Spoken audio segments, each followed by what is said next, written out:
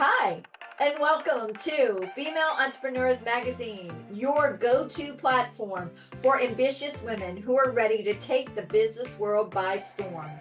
I'm your host, Angel France, and each week we'll dive into the latest strategies, stories, and success secrets from the most inspiring female entrepreneurs around the world.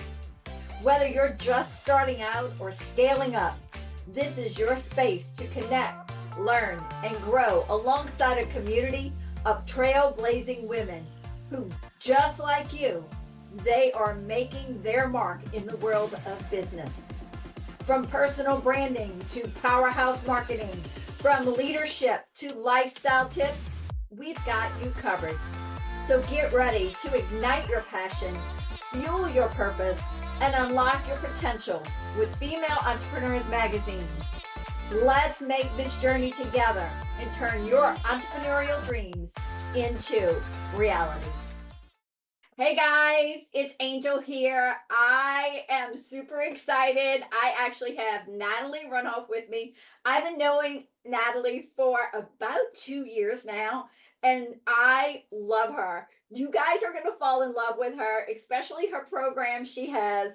It is truly, truly amazing. Natalie, I'm going to let you tell them about everything you have, how you actually became an entrepreneur, and let's go from there. Hi, Angel. Back to you with all the love which I have for you too. Yes, it was amazing 2 years to spend together in the programs and have fun, right? Well, my story started when I was 19. The Soviet Union just fall out of the map, and we were allowed to have businesses. And I told my then future husband that, you know what, I don't know what we're going to do, but we need to start a company. We just need to. It's a once in a lifetime opportunity. Let's do it. And he said yes. And we started trying different approaches, different things. And that's how my entrepreneurship started. Eventually, we end up going high tech because my husband has a degree in Wi-Fi, and that led us to grow business pretty quickly from 2 people, 3 people to 30 people, and after that, 100 people, 150 people, several offices in different countries. It was pretty intense. So I did switch from I have degree in accounting and finance and business. And after that, I switched to HR because I realized that numbers are great, but people are better. So if you take care of people, they drive your numbers much better and quicker. So I did a lot of study in HR and became a HR director. And after that, doing that for a couple of years, I realized I'm ready to do my own mistakes. And I became a parent. Between all of this, we immigrated to Canada. And I start my career as a mom, which actually was pretty crazy because after managing that many people, going different countries, having fun, I had this bundle of joy who was screaming 24/7. And I don't blame him because mom had so much fun before that he was probably like, no, I need to make sure that she's taking care of me. Wait, and So I he was met like, him. I met him, and I think he looks like a Hallmark Prince Charming. yes, he does. Thank you so much. But that Prince Charming never changed. He loved to talk. He didn't start it with day one. So, and after that, I had 3 of them and had lots to learn because it's it's amazing what reinvention we go as a parents, as a having small kids, for example, and how it's all changed, the dynamic, the values, everything is changing. And but it's taught me so much. And after that, my third reinvention was, or maybe even fourth, because my third one was migration and adjusting to the new culture, adjusting to the new mentality, which was crazy thing to do too. But you know what? Whatever I did, it's always came to people, because you cannot do it alone. Whatever you do, you cannot do it alone. And when people around you helping you and support you on the way, you start to understand the importance of everything, like importance of having these connections with people, importance of having people in your life, and more importantly, to have people who can grow you, right? Like, so not put you down, but grow you. And that's when I decided that, you know what, I really want to do that. I really want, now when I grow my kids to a certain level, when they can take care of themselves, I start to really put effort into learning how I can help people to grow. So I can get back to them, right? Give back what I received from them for all these years. And you was part of that growth. You was part of people who was growing me too. And that was a difficult process, right? To find out what you're good at and what exactly you can help with, which I finally did. And now that's become my new project, new journey with BuzzCodex, which helping medium to large corporations to combine hard result with soft skills and drive hard result from soft skills by developing employees, by helping them to develop themselves and be better with life, and whatever they do, all of their competing demands, whether they're parents, immigrants, people who want something else in life, not just work and home, right, and stuff like this. So yes, I'm really happy about that new project. So you walk into a corporation, and what exactly do you do for the people? Because I know you're for the corporation, but you're for their people. Am I right? So Yes, what exactly are you doing for them? it's all started with CEO. My entrance point is CEO or upper management or HR director. And idea is that if I can help, and I have training program, if I can train them on 3 different levels. First, it's employees, and employees need to understand and need to learn how to optimize their competing demands. So whatever now called work-life balance, I'm actually think that balance is great, but integration is better. It's when you integrate different pieces of your life together and have that big picture of different pieces. So today I spoke with my one of my friends, and she said she's about to get married, and she had her dress design and for her, right? She had a designer. And she said, oh, my designer is so cool. She's a designer, but she's also DJ, and she is also something else. She said, like, a couple of things, right? She add to that. And that's the personality, right?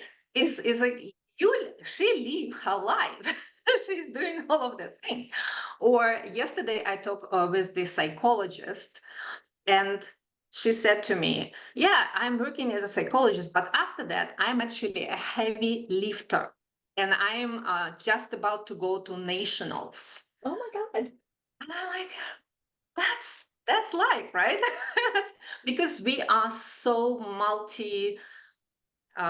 we have so many things at us. We have multiple talents which we can start to develop, and we are multidimensional. And being able to integrate that small pieces or big pieces together and make it your life, what a wonderful way, right? What a wonderful way to live. And as soon as you're done with one part, you can start, okay, I am now reached some point, I want to go another, and you just do another. And when you create that system within your system, which allow you to, like a trunk of the tree, allow to have that branches as you wish, it's a wonderful way to go ahead and live, you know? So for me, diversity do not only about being, you know, culturally different or being different with color of your skin. Whatever diversity now people understand, whatever come to that DEI objectives. For me, diversity is more than that. Diversity is who you are, what's your values, what you want to be, all of that pieces which make you, you. That's all diversity.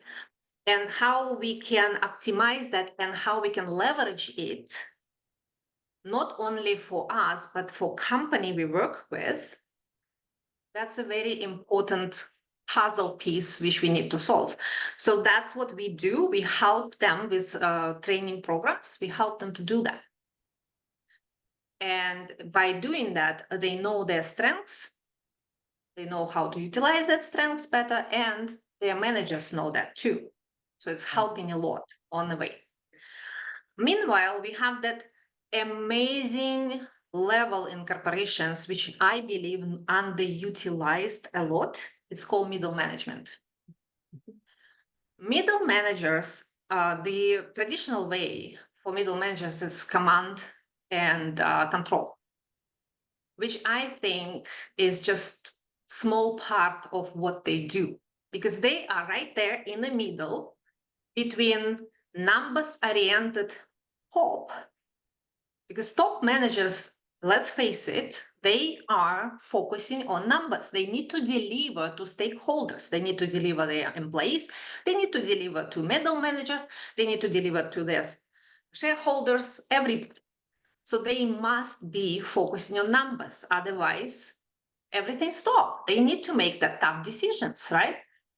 Meanwhile, middle managers, they between these two numbers and people, so they can be that bridge which can translate that to each other and which can make sure that numbers meet people and people meet numbers, right? So that's how we work. We mostly work with middle managers because that's our strength. Yeah. That's when we train them and we go with them for a year to make sure that they become that coordinators and that they become that integrators within the company. And they can coach people, they can understand numbers properly, and they can connect the two together and deliver that hard result, which top want, and that soft skills which people need to move further. Yeah. And of course, CEOs, right? Yeah. So it just intrigues me how you've taken your accounting degree, your HR degree, and you've meshed it into this business to go into businesses to support them into getting their managers to a key to where they can be all that and then some, because that's what you're doing. Because once you have both, yeah, you can run the numbers all day long, but if you can't communicate to your people what you need, what happens? It falls apart. It falls apart. Absolutely right. You're right in it. And I think that's what my thing, right? That's where I really good because I know numbers. I work with them. I know people. I work with them too. And the truth is in the middle. The truth is how we connect that two, right? I always say business is actually very simple. Business is people plus numbers. And that plus that's where the magic happening. If the plus is not working, forget about it, right? It's become you're minus. The plus. You're the plus.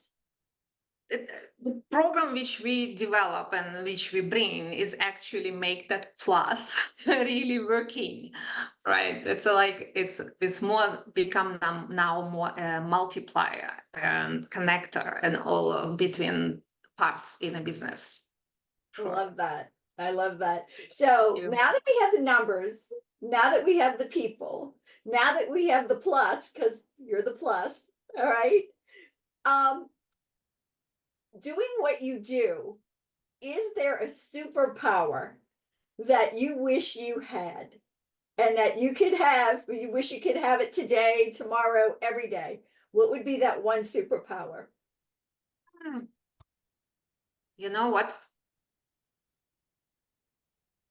I believe that superpower is not in me. It's superpower. It's people which I can get together to work on things. And, that's my superpower, right? If I can make that work for people so they can have fulfillment and business objectives without sacrificing one or another, that's the superpower. But if we come to body, I would always say if I would have a possibility to grow some like extra hands when I need them and shred them when I don't, that would be such a superpower. I love that.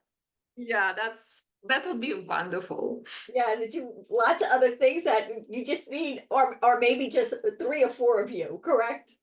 Exactly. But you know what? Having 3 people is sometimes can be complicated because you cannot sometimes agree with your inner voice, right? If you have 3 people, 3 you, I think we're gonna fight all the time, honestly. But the hands is very handy. And you're right, because do you remember the movie? I don't know if you ever saw it with Tom Hanks, Duplicity or something like that. Yeah, he multiplied himself, and they got like not as smart as time went on. That's a good point.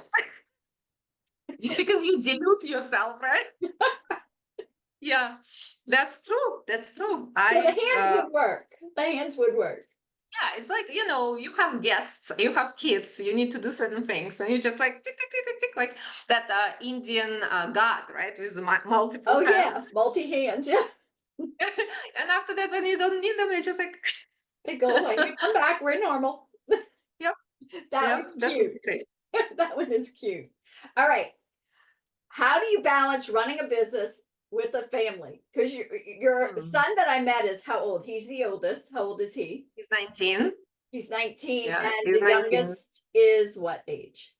Youngest is 14, and I have 14. 17, a boy. Yep. So I have 2 boys and a girl. Okay, so how do And you I have balance? my youngest is actually my husband. He's telling that everybody. He's like, I'm the youngest in the family. Oh, I yeah. love it. That is so true. We talked about husbands a little while ago, you and me. So how do you balance running a business and a family like you have? I mean, you have teenagers, you have a husband, you have a lot going on. How do you balance it? Or do you? Lots of wine. Like, Prosecco to be. Right. I don't balance. I don't believe in balance. I already mentioned that before. Why? Balance is rigid. If you think about balance, you need to have something which balance it, like equal it. And as soon as something drop, it's one or another way, right? So it's very rigid. I prefer integration. It's when you're waving one on each other. And I'm still learning. It's always learning thing. because every day is just, you never know what is gonna bring, right? It's just like, so Love it. for me, I learned that some time ago about the neuroplasticity of our brain and how our brain works. For me, the great idea came with understanding that our amygdala is guarding us from, something happening and we can die or something like, and that's what you need to be careful. Do not give so much to your brain that your amygdala will say, I cannot keep you safe. We're done. So we just not doing it, right?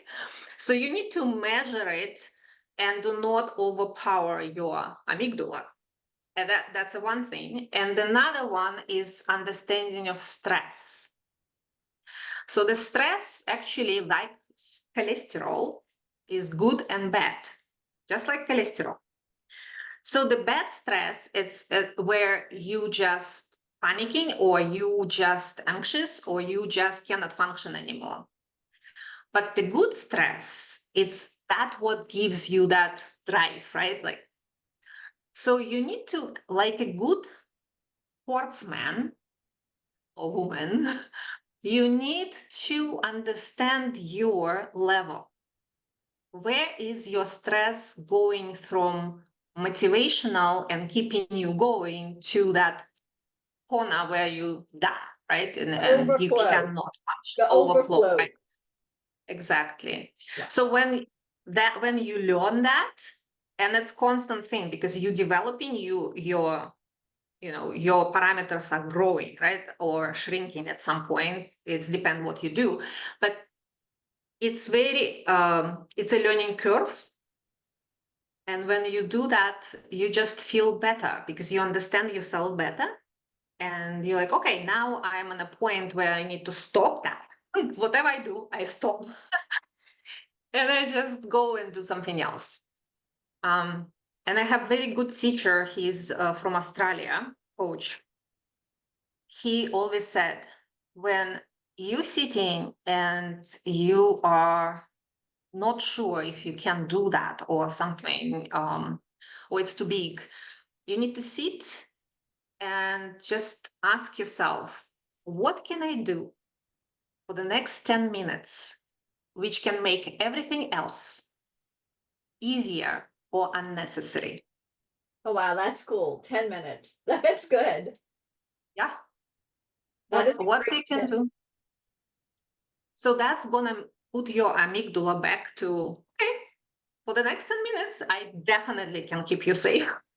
So what we can do to, and when you start, who knows, right? When you start, you will go and you will see it's not such a big task, or you can break this task to smaller tasks, or you just need to stand up and go outside for 10 minutes and come back refreshed, right? Love it. So it's such a great trick, which I highly, highly recommend everybody. I have it on my screen. Oh, it's there. It comes up and it says take 10 minutes, or what does it do? It's in my, we have OneNote, which has the focus list. It's always on one of my screens. Okay. And on top of the focus list, I have this phrase. So every time I kind of need to refocus, I would just look at it and I see that, and it's just bringing to my brain, great, what should I do right now? So the phrase is take 10 minutes, or what's the phrase? If you want to The share. phrase is like, what can I do in the next 10 minutes? By doing that, it's make everything else easier or unnecessary. Okay. I love it. I love it. All right. So we went serious. So the next thing is, what is one fun thing about you that you want to tell us about, or maybe nobody else knows about, or something to that effect? That's that question always put me in a like, what is, I am pretty fun person, but when somebody asks me what's fun about me, which people don't know, I'm like, I don't know. I am an open book. Whatever you have, you have. That's it. I love it. But saying that, I think that I love everything hybrid. Like I said, I'm integrating things. I'm all about integration and combining things. And if you think about it, I'm a hybrid. I am a Belarusian Canadian, or Canadian Belarusian, right? I also have a hybrid cat who has wild cereal in him, and it shows. It's crazy, crazy cat, crazy cat. And my favorite car is hybrid. So yeah, it's kind of like everything hybrid works for me. It's fun. Everything Yeah, hybrid's fun. it's fun. Yeah, I never can decide what ice cream I want until I mix that together. Like, so hybrid it is. I like it. So staying on the fun mode, what is your favorite song or music that you like? I love classical music. If just pretty much everything about classical music is attractive to me, but when it's come to the song, nothing can beat Queen's "Show Must Go On." You're I right. just love it. And when you have a tough time or something, you just switch it on and it says like your makeup may be, not good. You might be crying or something, but show must go on. That's it. So you brought up, I love that, but you brought up classical music, and I was waiting for somebody to answer that for me. So, taking that 10 minutes that you talk about, what can you do? But what can you also, like, I found a 10-minute yoga routine. But if you could listen to a classical song for just a little bit, what is that go-to song to mellow you out? It's a tough one. I have some, but Bach Air by Sebastian. What's his? I don't remember his first name. Anyway, Bach. I can check it out. I just don't want to mix up because it was several of them. It's a family of who develop a lot of good classical music. But that one is called Air, and it's actually another name for it is Dreamy. What is it? Dreamy. It's called Air. Dreamy, dreamy. AIE, right? But another interpretation of that music is actually a name of that music is Air, Dreaming, Dreaming. Yeah, Love it. it's such a nice. I actually have I think I have like 20 different variation of it. So I can put it on like You put it on a it's loop.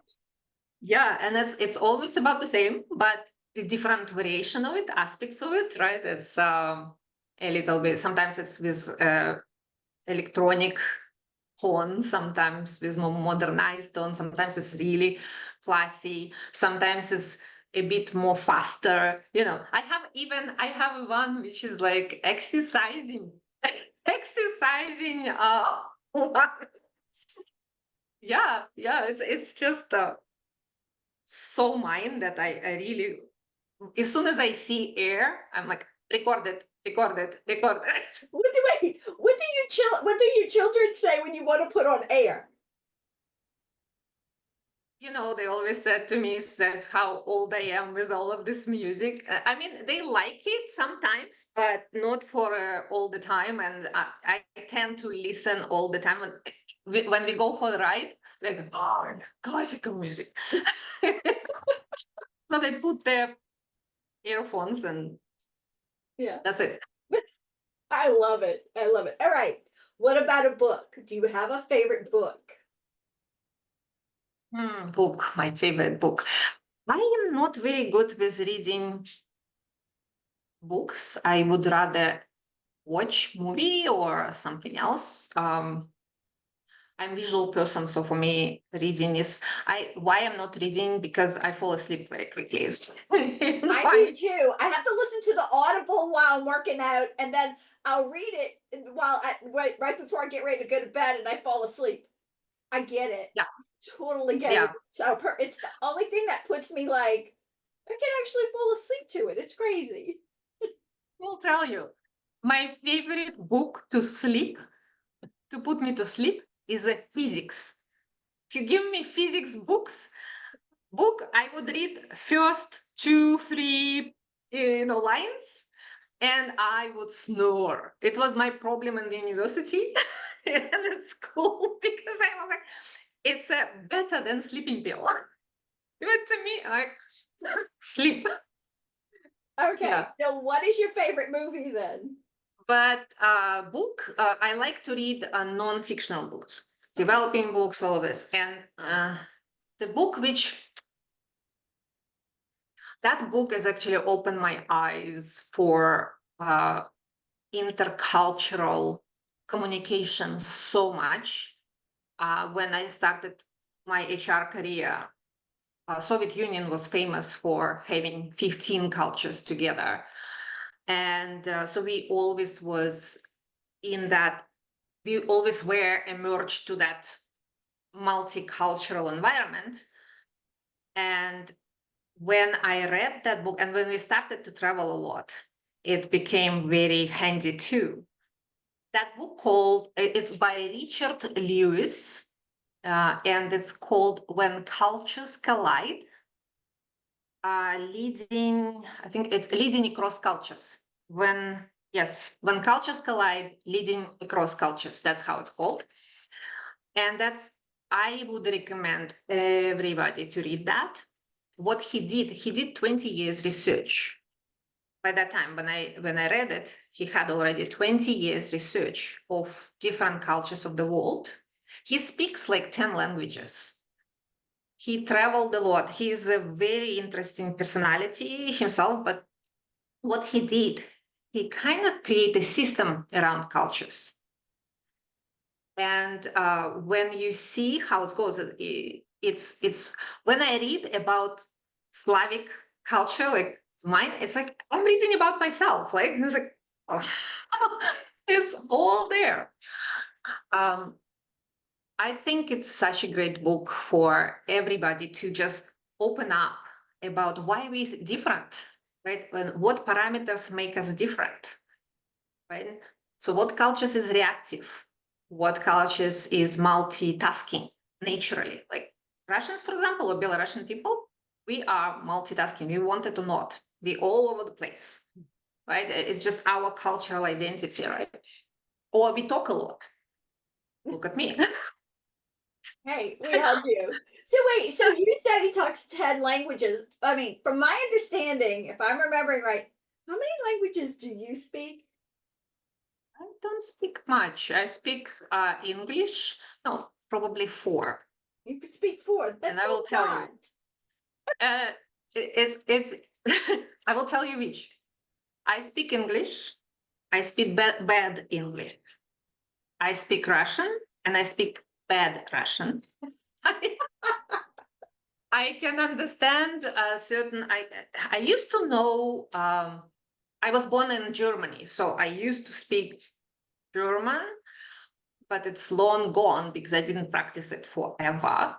And I can understand Polish, Belarusian, Ukrainian because I'm Belarusian, so I never had a chance to learn Belarusian as a Belarusian language because I'm a daughter of the military people, and we travel so much that I never had this opportunity just to sit and learn language of my country. But yeah, Wow. that's That's a lot. See, you do. So, all right, your favorite quote. favorite quote. Recently, I had a chance to be introduced to Marian Jones. I don't know, people might know her story. She won 5 gold medals in Sydney in 2000. She had quite an interesting story after that. And now she dedicated her life actually to help people too. And she said that phrase, she used it with her when she trained people, but I think it can go much beyond that. She said, I don't care about your fall. what I care about your stall. And for me, it's just amazing catch. That is amazing because if you think about it, if you fall, you fall. You can get back up. When you stall, people have a tendency to just stall and not do anything further. They don't even fall. Yes, yes. Wow. And I think stalling is much more dangerous for us to move forward than fall, right? Because we can be in that position for a long time. You can be, rabbit holes do exist. You can go in them very quickly, but it's very difficult to come out of that, right? And I love that. That is so true. So, you have a way for people to get in touch with you, and that is how. How do they get in touch with you, Natalie? I have my Calendly link, which I can share. I would love to meet people and speak about what challenges they have with their businesses, especially in that hard result connecting to soft skills and vice versa. And leadership, right? When I think nowadays the leadership approach is so messed up. You hear so much different ways, like, oh, you need to be empathetic. Leadership should be empathetic. Oh, leadership should be this. Oh, leadership should be that. And I think leadership is so authentic, just like every leader is, right? And to find that integration of certain things which can make you create that result which you want, that's what matters. But it starts from you. It starts from who you are as a leader and who you are as a person. You cannot change yourself, right? You cannot. No, you can at some extent, but why would you? What makes you you is you. So you can just sometimes just a little angle, because you didn't understand something or you didn't learn something, can make huge difference. And when you learn it, boom, you just grow your wings and just go, right? Yeah. So it's magic, basically. So that's what I think. I think you have this plus in magic. That's what I think. So that you have a Calendly link you're going to give to me, and I will put it into the link in there. You also have a website, and that website is at natalierunoff.com. Nope. No, that one is my speaker site, and it's just about speaking. It's BuzzCodex, and I call BuzzCodex because buzz is people. People are buzzing. They are. So yeah. So and Codex, it's about manuscript. Codex, it's an old the it's, I think it's from Egypt. It's a manuscript. And I believe that every company literally making their own manuscript. Their rules, their culture within the company, all of that create their own unique manuscript. So Buzz Codex is actually combined that two. It's a bit that hybrid, right? Hybrid between people buzzing and manuscript, which company trying to establish and goals which they achieving, all of that together. All right. So let me get it right. So spell it for me. BUZZ. CODEX dot BUZZCODES X. X XYZ X. Is it .com? Okay. That's correct. I like it. It's cute. Thank you. Thank you. So, is there anything that you wish I would have asked that I did not ask you during our time together that you want to share with us?